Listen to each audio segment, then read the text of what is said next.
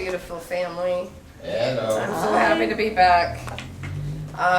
Because when I teach you, I get to teach myself. And I want to learn that I'm God. So I'm going to teach you guys that you're God too. We're continuing on my theme of unconditional self-acceptance. Because without that, we're not going home. And I want to go home. I want to wake up. I am not going to settle for anything less than being fully awake. So, what are the conditions of acceptance? What do we need to do to have full self-acceptance? And the first thing is, you're gonna think this is really weird. In fact, you're gonna be really resistant to this idea. At least your ego is. But you have to give up learning and teaching. Are you tired of it? I'm tired of teaching and learning. I'm tired of the same old lesson over and over again and going, didn't I learn this one yet? I'm through with this. So actually giving up teaching and learning is a really exciting time, because when you learn, when you teach, it's usually something coming up, a part of yourself you've rejected, and it's saying, here I am again. Are you going to love me this time? Are you going to accept me this time? And it's happening with who is ever in front of you. Whoever is in front of you, pushing buttons, showing you something that you don't want to see, it's an aspect of yourself you don't want to accept. So everybody in my life, whether they're 7th graders, and I have a lot of them, or just the people I love, my people I'm in relationship with, whoever, if I'm reacting to something that's coming from them, it's because I created the situation to show me an aspect of myself I haven't accepted yet. So thank you, Saviors. Thank you for showing me how to love myself fully by showing me parts of myself that still need to be accepted. All right, so learning. Why did we need learning? What was the point of that? We needed to learn because we decided we were alone. We were separate. And so what set up the conditions of learning was that mistaken belief in separation. Had we come into this experience knowing we never left unity, the world wouldn't be such a painful place. Actually, the world really isn't a painful place when you know you exist in unity. So if the time of learning, what did the pattern or the time of learning get me? Learning set up belief. And because I denied myself, thought I was separate, I set up this condition of learning. I entered the world and I learned. The world taught me fear and separation. The world taught me sickness. The world taught me death. The world taught me shame, guilt, struggle, strife. The world taught me I'm unworthy, that I have to prove my worth, that I have to earn success, that I have to earn love. And if I don't follow the rules of the world, if I don't follow the rules of sex or monogamy or religion, if I don't follow those rules, that somehow I've tarnished my worth, tarnished my innocence. That is wacky. Okay? The world is based on wacky beliefs. Monogamy. Who made that up? Where'd that belief come from? Why do we believe it? What's it for? Sickness. Who made that up? Why do we believe it? What's it for? Shame. Guilt. Who decided guilt was shameful? Or sex was shameful? Who made that up? Who decided sexuality is guilty, wrong, bad? Who decided it's salvation? Because we sure think that's what it is too in the world. It'll save you and it'll damn you at the same time. So we had to have all these mixed messages, all these mixed beliefs that we were taught. So now that we're through with the time of learning, what do we do with it? What do we do with these beliefs? What do I do with the belief in sickness and fear and guilt and death? What do I do with the belief in shame? What do I do with the belief that I've hurt people, that I've harmed? What do I do with that? Where did the beliefs come from? Why do I believe them? How do they serve me? What's this belief for? Is it true? Is monogamy true? Is shame true? Is guilt true? Is the belief that one race is different from another true? Is racism true? Is murder true? Didn't my brother, Jesuha ben Joseph, teach me that murder is impossible? But yet, we kind of miss that point. Doesn't matter if you torture, kill, crucify, hang the body on a cross, put nails in it, make it bleed, it does not change innocence. Did we miss kind of the point a little bit? Do we dwell on crucifixion? Do we dwell on separation? Do we dwell on pain and fear and guilt and sin? Yeah, because that's what we learned. We learned to dwell on that. All right, so let's get rid of that. Let's just these are the beliefs of the world, okay? Fear, guilt, shame, monogamy, sin, death. They're not true. Aging. Who made that up? Wrinkles. Who made that up? The people that want to get rich on wrinkle cream, that's what I think. So, who made these beliefs up? Why do you believe them?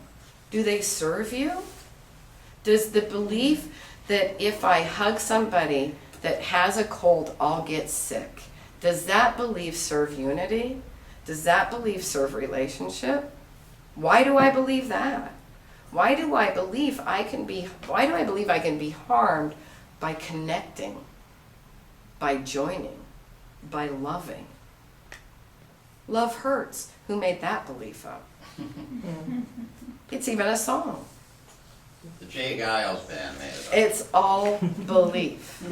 It's everything is this belief. So I'm not going to ask you to believe what I believe. Well, you could because it's really fun. But I am going to ask you to look at the beliefs that you're holding true, and that you'll die for. You've got beliefs that you will die for. Silly beliefs, meaningless beliefs that you'll die for. Some people in the United States would die for a stupid flag. A flag. I won't die for a flag. So I want to ask you, I want you to go back to Course in Miracles for a second. Remember the part where he says, you think you're under the laws of sickness and death. You think putting something in a shot will help you. You think taking a pill or a magic potion saves you. That's crazy. You think a doctor has more power than you. You think a pill has more power than you. We think that the world can give us salvation, that a doctor can save us from a sickness. I hurt, my back is tweaked. I'm feeling pain in this body this morning. I think ibuprofen is my salvation. But my salvation comes from my belief that I'm God. My true salvation only comes from my returning to the truth of who I am. I exist in unity. I exist in relationship. If I exist in unity and relationship, I'm not an individual, single person that can suffer pain. When I return my mind to unity, when I'm holding that we're in this together, I'm not thinking about the pain in my back. I'm thinking about joining. And when I put aside the belief in separation, I just set it aside. Maybe I don't have to let it go completely, but can I just put the belief of separation aside for a moment? Concentrate on unity and relationship and see what kind of experience I'll have from that. I can always go back to my beliefs. If I want them, they're always there. They're not going anywhere unless I want to let them go. But can we just maybe put aside some of them? The next time you look out into the world and your mind starts judging someone based on a belief that you've held that was given to you by someone else, it's not even your belief, ask yourself, is this belief separating me from that brother in front of me? And do I really want to hold beliefs that separate me from my brothers and sisters? Do I want to hold those beliefs anymore? Do those separating beliefs serve unity and relationship? And can I let them go? What would the world be like if we had no shame, guilt, or fear around money, sex, and religion? What if all those topics were not fear-based anymore? What if abundance was a natural thing that came to me in service? I place myself in the service of unity. I give myself to serve unity. And all the abundance that I need to fulfill that purpose will come to me. I just have to reside in that trust. But if I think I need to earn, strive, struggle, work to be successful, then that's what I'll have to do. Because the world teaches me that I'm unworthy, that I'm not successful unless I have a piece of property with stuff on the shelf.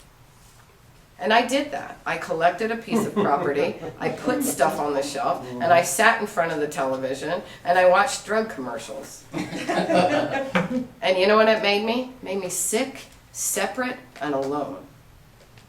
I don't want to be that. I don't want to be sick, separate, and alone. I want to be joined. I want to be laughing. I want to be enjoying you and our relationship and the truth of who we are together. Course in Miracles tells me I'm under no laws but God's. I don't even have to buy into the laws of the world. I don't have to buy into death of the body. I don't have to buy into a cold or cancer or any of that. And if that visits me, if I do get a cold, if I do get a cancer, that's still not a failure. It's an opportunity to say, how can I look at this illusion through the eyes of unity? And I'm not going to pretend that the world's real. I know that that's the hardest thing for us to accept, that there is no world, that the dream doesn't matter. And this is going to piss you off, but I'm going to tell you, it really doesn't matter which one of those presidential candidates wins. They're all the same. Because they're all switching deck chairs on the Titanic. This ship, politics, won't save us. There's no political solution for the belief in separation. No candidate has the answer to separation. No system that's in place in this world that's meant to separate is going to restore us to unity. The solution to separation is you. You're the solution.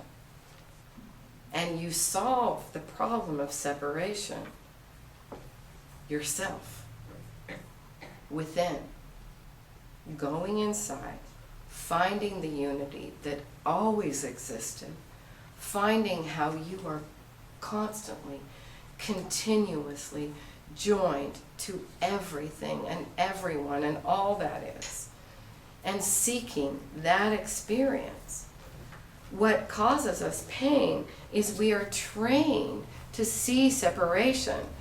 Course in Miracles calls it, the ego sends out the hungry, rabid dogs to find the scraps of fear and bring them back and place them at our feet.